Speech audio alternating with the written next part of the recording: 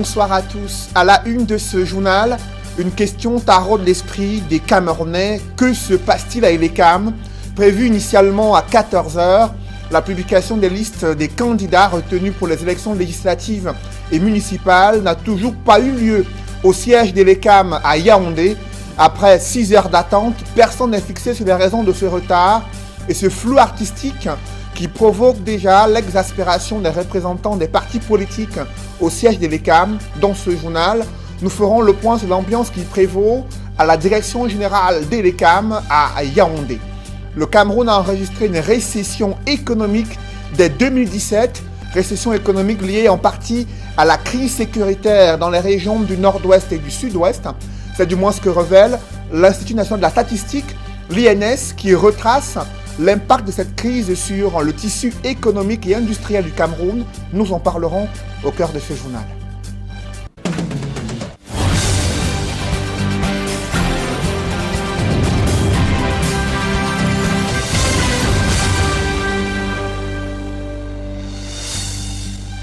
Merci de suivre cette édition complète de l'information sur Equinox Télévision. D'abord, ces activités économiques qui tournent au ralenti au village Haut-Télé et ses environs dans la région du centre. La fermeture de la gare ferroviaire est un coup dur pour les populations. Pourtant, le petit commerce prospérait à la gare, permettant de nombreuses familles d'écouler les produits agricoles et d'avoir quelques revenus pour subvenir aux besoins de leurs enfants et de la famille. La gare étant fermée, le train s'arrête rarement à Haut-Télé, ce qui est un véritable coup dur pour les populations. C'est le constat que font Emmanuel Diop et Marcelin Gransop dans ce reportage. Elle est révolue l'époque où la gare ferroviaire d'Haut-Télé faisait prospérer les affaires. La gare d'Haut-Télé est fermée depuis près de 2 ans. Et l'impact, c'est dans le commerce, le business, le revenu des bails en selam, comme on appelle vulgairement. Puisque quand la gare existait encore, il y avait les arrêts de train. Les trains mettaient plus de temps dans les croisements et ça leur permettait plus de vendre leurs denrées. Illustration avec cette commerçante, l'une des rares à persévérer encore dans la vente des denrées alimentaires depuis la fermeture de la gare. Mon mari était cheminot, il est parti en retraite, ça fait 11 ans que nous sommes au village. Donc vraiment on se bat à base de petits trucs comme ça là. Mais malheureusement, on avait une gare ici subitement, nous n'avons plus de gare vraiment, nous souffrons. Quand il y avait une gare ici, les trains s'arrêtaient de part et d'autre. Maintenant c'est juste un arrêt, même les trains marchands, les voyageurs là, ils ont juste 2 minutes d'arrêt. Avant on avait peut-être 5 à 10 minutes d'arrêt. Mais maintenant là, il n'y a plus vraiment rien. Le conducteur veut, il s'arrête, il veut, il passe. Ce train marchandise, par exemple, a choisi de passer sans s'arrêter. L'espoir de vendre, ne serait-ce qu'un bâton de manioc s'estompe pour Dame Onana Abega. Ça dérange vraiment, ça nous bloque beaucoup. Les trains marchandises, ça s'arrêtait. Ils payaient, ils achetaient. Mais maintenant, ils font juste comme ça, là, eux tous ne s'arrêtent pas. Parfois, on fait même les messes, ça fait 2 jours. Ça, avant, tu venais le matin, à midi, tu rentrais à la maison, peut-être aller même faire d'autres. La fermeture de la gare d'Haut-Télé en rajoute à un quotidien qui n'est déjà pas facile, avec les difficultés d'accès au réseau de certains opérateurs de téléphonie mobile, sans oublier les coupures intempestives de l'énergie électrique. Quelques travaux d'aménagement sont en cours, mais aucun responsable n'est en place pour nous renseigner sur une éventuelle réouverture de cette gare ferroviaire, jadis facteur de développement du village Haut-Télé et ses environs. Le bureau du chef de gare est fermé. Actuellement, il n'y a que le service MTA, le service de pesage de colis qui fonctionne dans la gare d'Haut-Télé. C'est pourquoi nous la considérons comme une gare fermée. Il existe encore l'arrêt du train, ça permet aux voyageurs de se déplacer. Mais l'impact surtout, c'est sur la chute du commerce. Parce que c'est la gare qui élevait le taux de rendement des villageois et des villageoises. Le principe voudrait que là où le train s'arrête, que le développement de la localité s'en ressente. Pour l'instant, le village Haut-Télé tourne en mode ralenti en attendant la réouverture de sa gare dont les populations espèrent.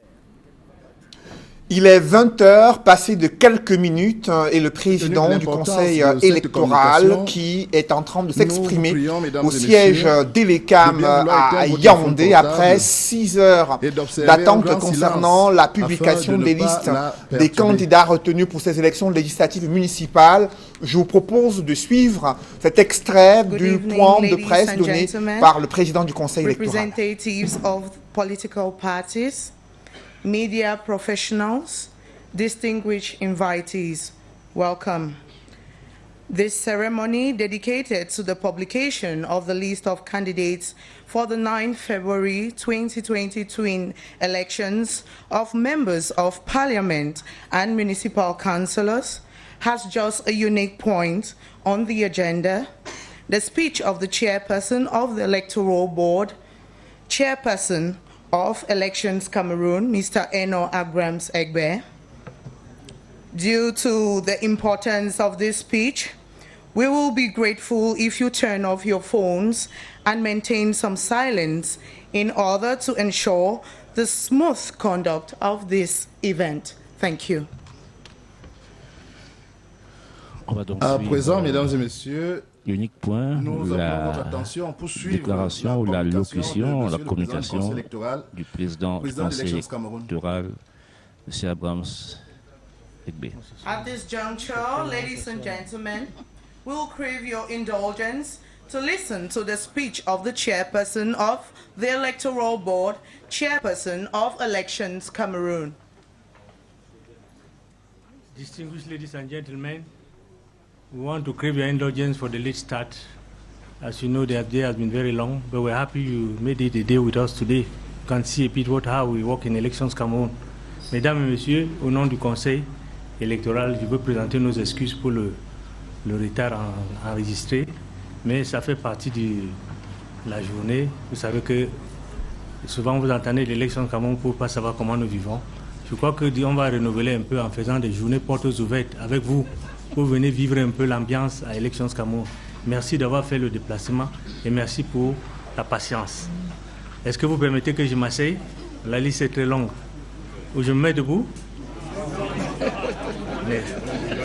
Merci beaucoup, c'est gentil. Merci. Merci beaucoup, merci. Nous allons commencer avec les législatives.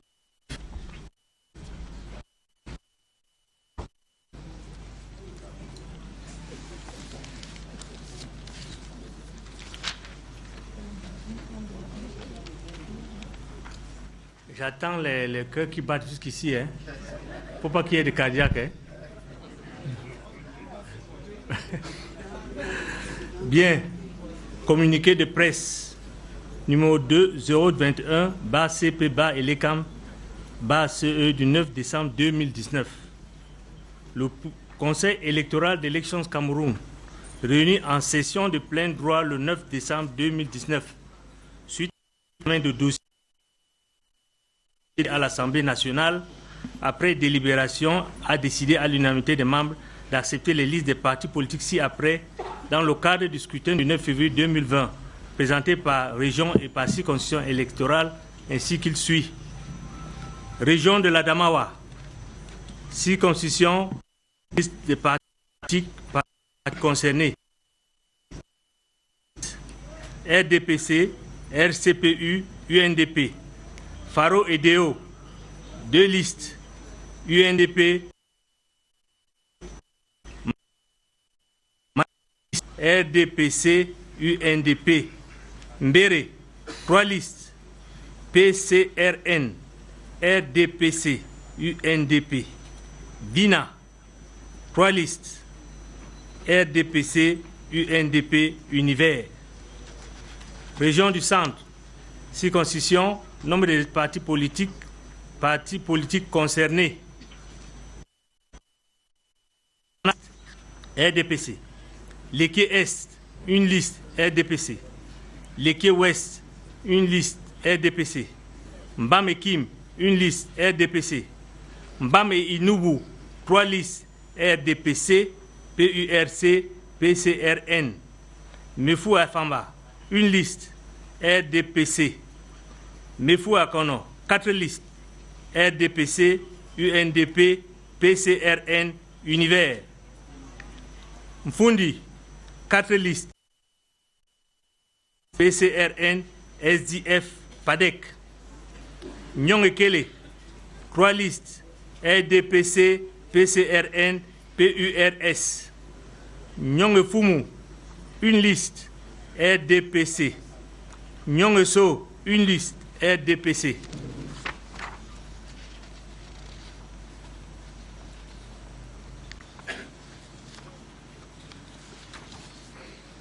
Région de l'Est, 6 constitutions, nombre de listes de partis politiques concernés. Bumba Ngoko, 1 liste RDPC. Ognon, 3 listes RDI, RDPC, UFP. Kadé, 1 liste RDPC. Lome Djerem, 2 listes RDPC, UNDP. Région de l'extrême nord, 6 constitutions, nombre de listes de partis politiques concernés. Diamaré Centre, 7 listes. FSNC, ADD, RDPC, UNDP, CRAC, ANDP, PADEC. Diamaré Nord, 2 listes. RDPC, UNDP. Diamaré Ouest, 2 listes. RDPC, UNDP. Diamaré Sud, 5 listes. RDPC, UNDP, PCRN, PNCPC, ANDP. Mayo Dana Est, 4 listes. RDPC, UDC, RDDRC, UNDP. Mayo Dana Nord, 3 listes. RDPC, PCRN, UNDP. Mayo Dana Sud, 3 listes. PCRN, RDPC, MDR. Mayo Kani Nord, 2 listes. RDPC, UNDP. Mayo Kani Sud, 2 listes. MDR, RDPC. Mayo Sava, 2 listes. CPC, UNDP. Mayo Tchanaga, RDPC, UNDP. Mayo Tchanaga Sud, 3 listes. RDPC, DD, UNDP. RDPC, UNDP. Logone Chari, 2 listes. RDPC, UNDP. Région du littoral, 6 constitutions, nombre de listes de partis politiques concernés. Mungo Sud, 4 listes. PCRN, RDPC, SDF, MPCN. Mungo Nord, 4 listes. CRAC, MDP, RDPC, SDF. Nkam, 1 liste. RDPC. Sanaka Maritime,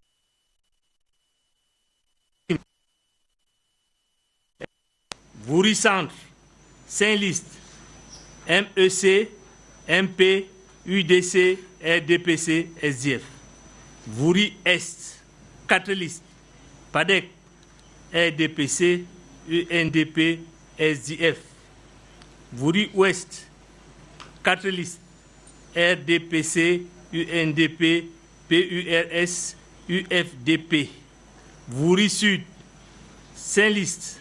ANDP, RDPC, PCRN, UNDP et FUC. Région du Nord, 6 constitutions, nombre de listes de partis politiques concernés.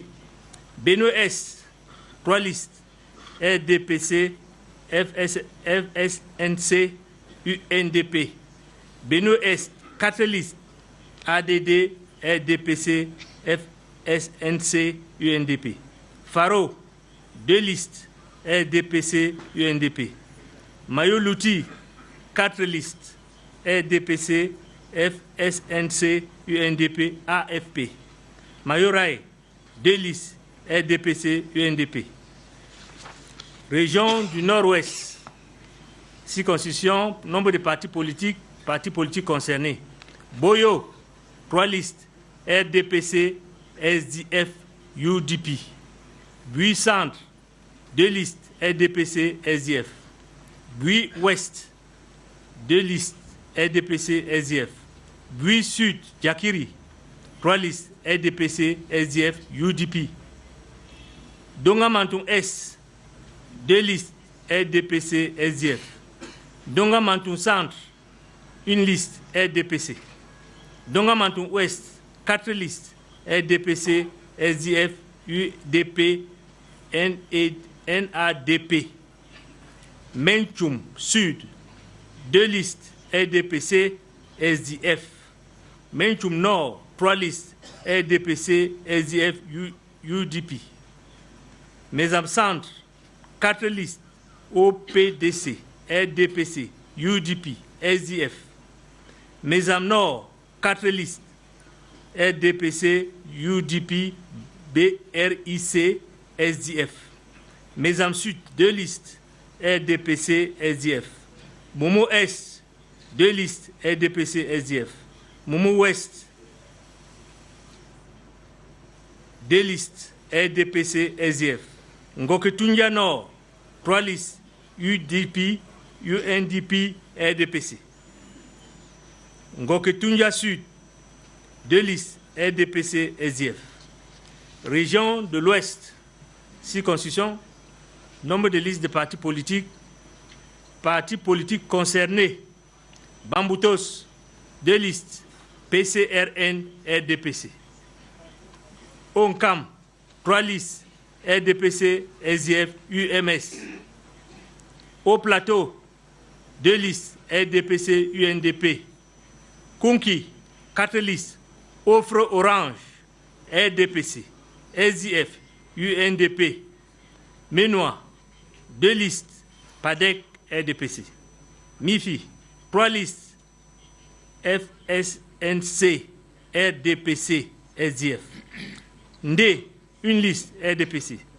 Noun Centre, 2 listes RDPC, UDC.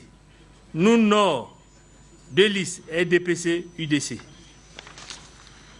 Région du Sud, circonscription, nombre de listes de partis politiques concernés. Diaïlobo, 2 listes ANDP, RDPC.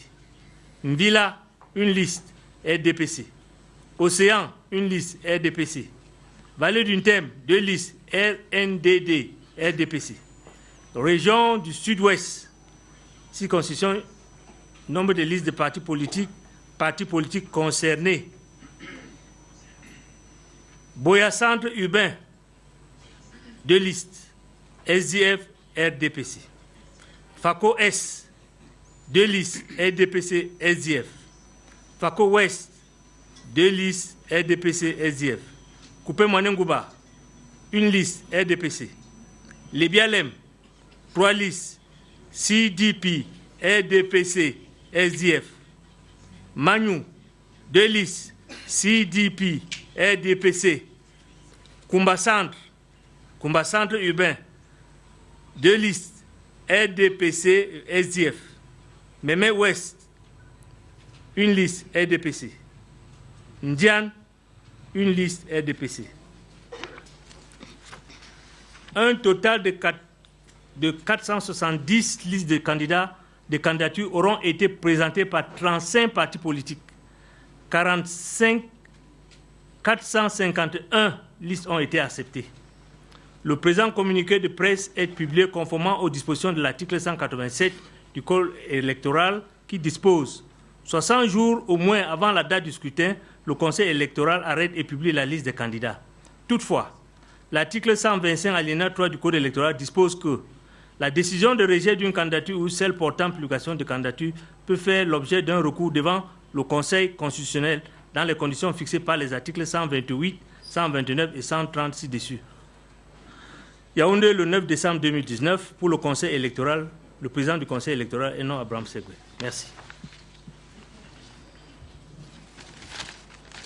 Version anglaise.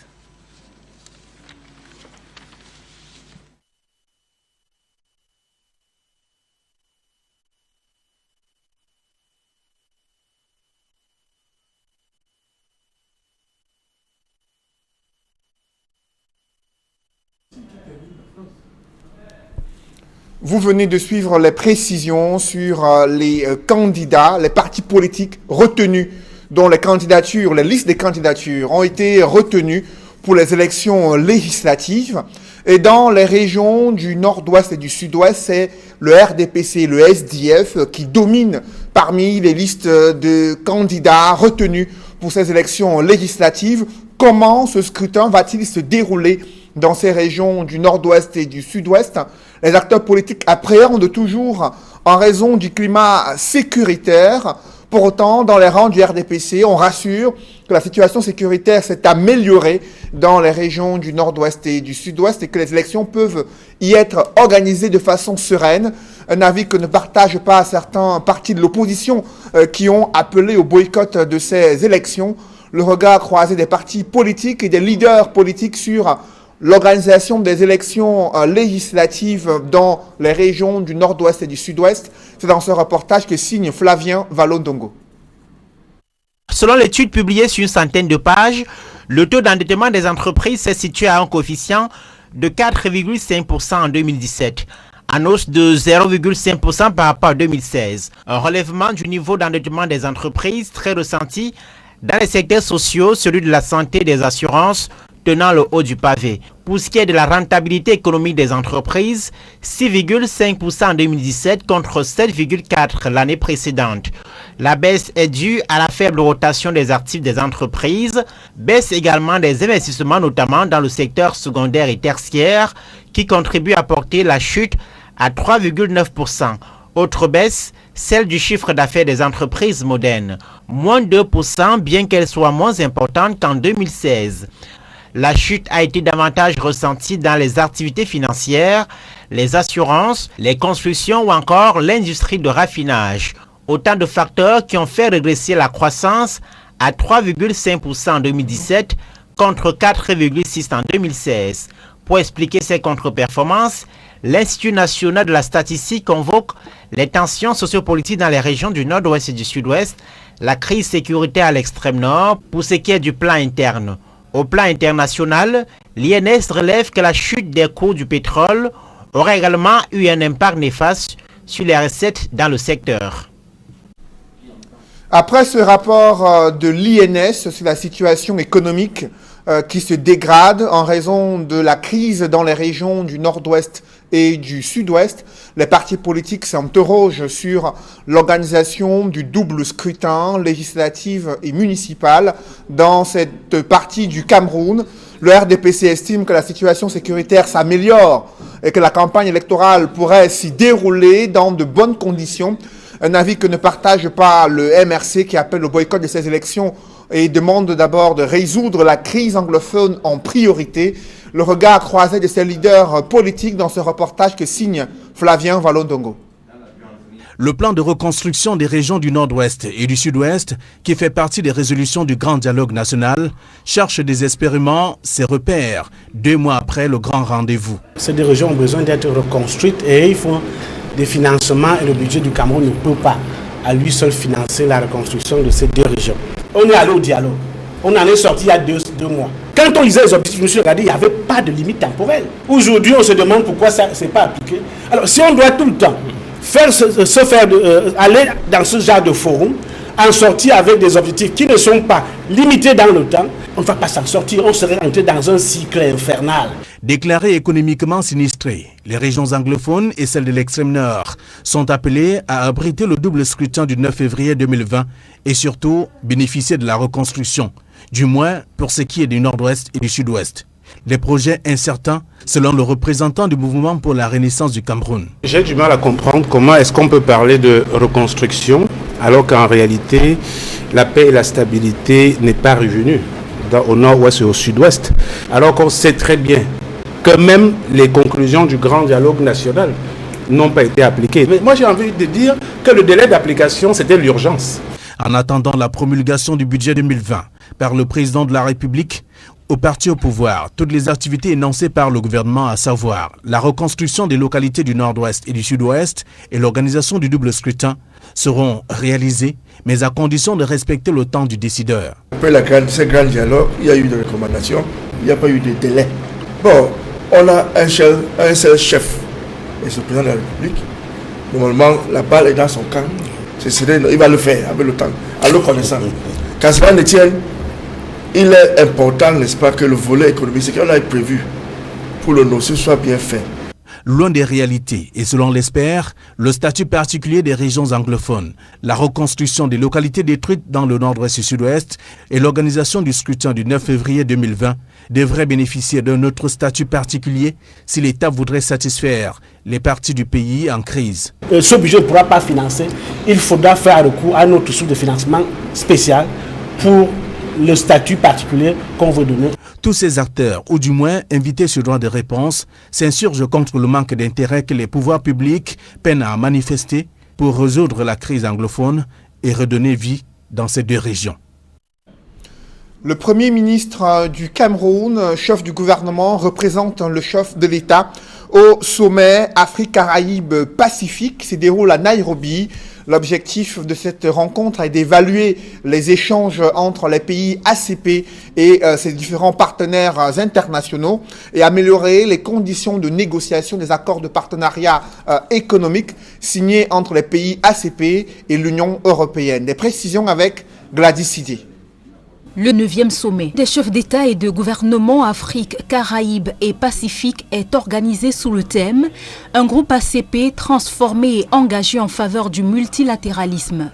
Une rencontre qui se déroule au moment où le groupe ACP s'apprête à finaliser les négociations post-Cotonou et la révision de son acte constitutif. Ce sommet permettra, entre autres, d'approuver les résultats des négociations en vue d'un nouvel accord de partenariat ACP-Union européenne d'une durée de 20 ans. De reviser les résultats, les impacts, les activités du groupe depuis 2016 et faire le point sur la mise en œuvre des engagements pris lors du 8e sommet. Lors de ces assises, les différents participants vont durant 2 jours examiner les principaux défis de développement auxquels les 6 régions ACP doivent faire face et définir une voie vers une durabilité et une autonomie économique accrue. D'autres sujets comme ceux portant sur la bonne gouvernance, la coopération en matière de paix et de sécurité, la lutte contre le terrorisme, l'extrémisme violent et le radicalisme, les soins de santé universels dans les pays ACP seront abordés dans ce 9e sommet. Le sommet de Nairobi, prévu du 9 au 10 décembre, a été précédé des réunions ministérielles qui se sont déroulées du 6 au 8 décembre. À noter que le groupe ACP compte 79 États, dont 48 pays d'Afrique subsaharienne, 16 des Caraïbes et 15 du Pacifique. Le Premier ministre camerounais représente le chef de l'État à ce sommet. Parlons à présent de l'entreprise Seka qui est spécialisée dans les services camerounais d'assainissement, une entreprise spécialisée dans le traitement des déchets industriels qui a ouvert ses portes aux entreprises camerounaises qui auraient besoin de traiter leurs déchets afin de montrer sa capacité technique et son matériel de pointe afin de pouvoir assainir les milieux industriels, notamment à travers le traitement des déchets industriels. Reportage. La Société camerounaise d'assainissement pour son 45e anniversaire ouvre ses portes aux curieux, élèves et étudiants et surtout à ses nombreux partenaires. Une occasion pour tous de faire le bilan de plusieurs années de collaboration dans le cadre du traitement des déchets industriels. Nous entretenons une relation privilégiée parce qu'elle permet à la ville de pouvoir traiter ce type de déchets et de dépolluer notre environnement qui, comme vous le savez, aujourd'hui est de plus en plus pollué par les déchets industriels, les déchets produits notamment par les stations-service. C'est qu'à s'associer à la ville effectivement pour faire ce traitement. Donc c'est un partenariat gagnant-gagnant. Seka, c'est un de nos partenaires avec lequel nous travaillons depuis plus d'une dizaine d'années. C'est un partenaire sérieux, fiable et ce partenariat ne fera que se renforcer parce que j'ai vu qu'ils sont en train de prospecter dans d'autres domaines de l'environnement. Et comme vous le savez, les Brasseries du Cameroun, c'est une société citoyenne qui est soucieuse de l'environnement. Et nous allons accompagner tous nos partenaires qui veulent vraiment travailler dans ce domaine. Nous avons des contrats de gré à gré avec Seka dans 3 domaines exclusifs, notamment l'enlèvement et le traitement des déchets, l'assainissement, c'est-à-dire à travers le curage des caniveaux, Et le troisième volet est la lutte antivectorielle dont nous avons un contrat avec SECA. L'entreprise est aussi spécialisée dans l'assainissement, la lutte antivectorielle, la désinfection, désinsectisation, dératisation et le traitement phytosanitaire et l'entretien des espaces verts. SECA aujourd'hui est leader dans le secteur de la gestion des déchets. SECA est certifié ISO 9001 version 2015. Je crois qu'au vu de ces résultats, nous pouvons être satisfaits de cette entreprise. Seulement, après 45 ans, nous pensons que nous pouvons encore améliorer. Nous devons améliorer pour satisfaire davantage notre clientèle. Nous devons répondre à d'autres préoccupations. Donc, dans les tout prochains jours, nous allons nous mettre à la gestion des déchets hospitaliers. Nous allons nous mettre à la valorisation des déchets en mettant sur pied ce centre de tri multifilière pour répondre aux préoccupations de recyclage. Des années d'expérience et de qualification reconnues et soutenues par la tutelle. Le ministère de l'Environnement, la protection de la nature et du développement durable, à travers la délégation régionale du littoral, a participé aux journaux portes ouvertes de la structure SECA parce que nous sommes le ministère de tutelle. La structure SECA a obtenu de la part du ministère de l'Environnement 2 permis, l'un pour la gestion des déchets dangereux et l'autre pour la gestion des déchets non dangereux. Je rassure par conséquent le grand public que la structure SECA est autorisée à mener ses activités et elle les mène en respectant les normes prévues par la réglementation en vigueur. La SECA, durant les journées portes ouvertes, a apporté des réponses aux préoccupations de quelques élèves présents sur le site. Nous avons retenu que la participation à ramasser des ordures est importante pour les jeunes Camerounais. Nous devons par exemple collecter des ordures entre nous, sensibiliser la population. Et je ne connaissais pas aussi l'existence de la société SECA. La société camerounaise d'assainissement a pour mission de mobiliser les meilleures expertises pour offrir des solutions sécurisées et innovantes pour l'assainissement intégral du cadre de vie, tout en favorisant les solutions de recyclage ou de valorisation afin de maîtriser et de réduire les impacts sur l'environnement. Mesdames, Messieurs, c'est la fin de ce journal. Merci de l'avoir suivi. Juste après cette édition de 20h, retrouvez Serge Alain Otto et ses invités pour le débrief du journal sur le plateau d'Equinox Soir. Serge Alain. C'est dénouflé, c'est donc jour de résultats du côté du Conseil électoral. Vous avez suivi le président de ce Conseil électoral qui a rendu public la liste des partis politiques dont les dossiers de candidature ont été retenus pour les élections législatives à travers le Cameroun, dans les régions qui cristallisent le plus l'intérêt des Camerounais, à savoir le nord-ouest et le sud-ouest. Vous avez suivi que le RDPC et le SDF sont les principaux partis qui ont déposé des dossiers de candidature pour les législatives et municipales, législatives pour être précis, dans ces circonscriptions électorales dans les régions anglophones. Il y a quelques circonscriptions électorales où le RDPC est seul en lice. Et également, on note la présence du PCRN dans plusieurs circonscriptions électorales. Le PCRN de Cabral-Libye, présent dans certaines circonscriptions électorales à travers le Cameroun. Après, le SDF, le RDPC, l'UNDP également présent. L'ANDP qui s'est retrouvé dans certaines circonscriptions électorales dans la région du Sud. Et le Conseil électoral qui continue ce soir à présenter les partis politiques qui ont été retenus pour les élections municipales à travers le pays. Voilà, madame, monsieur, c'est dans l'essentiel, l'Equinox Soir, deuxième partie. Bonne soirée à vous, Cédric. Bonne soirée à vous, Serge Alain. Rendez-vous demain 20h. Rendez-vous demain 20h. Madame,